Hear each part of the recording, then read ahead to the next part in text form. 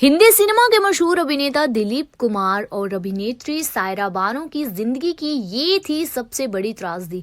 इसीलिए नहीं मिला संतान का सुख। दिलीप कुमार और सायरा बानो की जिंदगी में ऐसे कई किस्से हैं जिन्हें कई लोग नहीं जानते।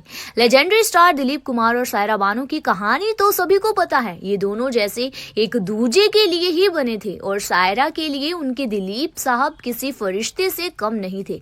सायरा जी ने अपनी पूरी जिंदगी सिर्फ और सिर्फ दिलीप साहब को पति के रूप में चाहा और फैन गर्ल से लेकर उनकी पत्नी बनने तक का सफर पूरा किया।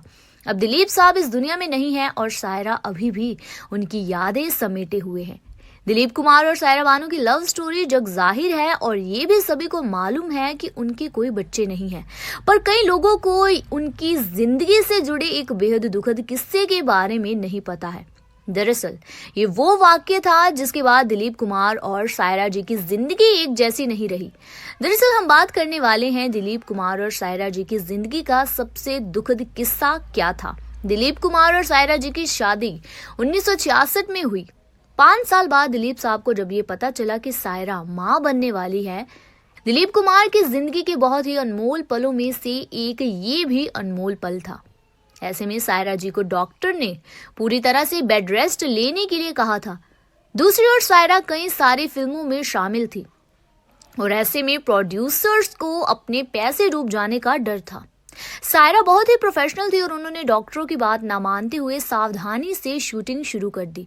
दिलीप कुमार को सायरा का ये फैसला नामंजूर था क्योंकि सायरा प्रेगनेंसी के क्रिटिकल समय में काम कर रही थी, पर सायरा ने उन्हें मना लिया और अपना काम पूरा किया। उस दौरान विक्टोरिया नंबर 203 फिल्म की शूटिंग चल रही थी। साल था 1972 और सभी तरह की सावधानियां बरतने के बाद भी सायरा काम के स्ट्रेस के कारण बीमार पड़ गई। उनका ब्लड प्रेशर लेवल बढ़ गया, वो बार बार बीमार पड़ने लगी। इसके बाद भी सायरा ने फिल्म का शूट पूरा कर ही लिया। प्रेगनेंसी का 8वां महीना चल रहा था और सायरा पूरी तरह से बेड रेस्ट पर थी, पर स्ट्रेस का नेगेटिव असर उनके शरीर पर पड़ने लगा। उनके पेट में पल रहे बच्चे की सेहत सही नहीं थी और एक ऐसी स्थिति आई जब प्रीमेच्योर डिलीवरी हुई। वो बच्चा डिलीवरी के दौरान मरा हुआ पाया गया।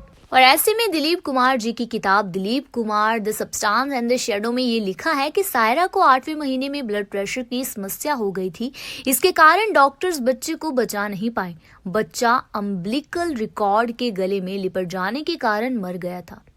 दिलीप कुमार और सायरा ने अपना बेटा ऐसे ही खो दिया। दिलीप जी और सायरा को इसके बाद औलाद का सुख नहीं मिला और उन्होंने भी इसे भगवान की मर्जी मान ली। ऐसे में अगर हम बात करें बच्चों की मौत के बाद टूट गए थे दिलीप और सायरा जी। दिलीप कुमार और सायरा के लिए ये जिंदगी का सबसे खराब दौर था और दिलीप उस वक्त एकदम टूट गए थे। दोनों के बीच कुछ दूरियां भी आ गई थी।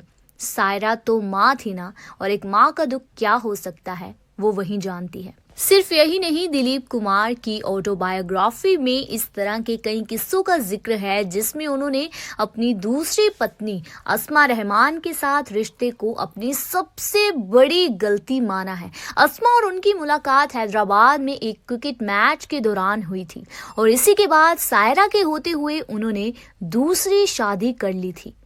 ये शादी ना 2 साल चली थी और उसके बाद दिलीप कुमार वापस सायरा जी के पास लौट आए थे। दिलीप कुमार और सायरा बानो की जिंदगी हमेशा एक दूसरे से जुड़ी रही और दोनों एक दूसरे से बहुत प्यार भी करते थे। तो क्या आप जानते थे हिंदी सिनेमा के अभिनेता दिलीप कुमार और अभिनेत्री सायरा बानो की जिंदगी से जुड़े ये किस्से के बारे में? दिलीप कुमार और सायरा बानो की जिंदगी की ये सबसे बड़ी त्रासदी रही है और इसीलिए उन्हें नहीं मिल पाया था संतान का सुख।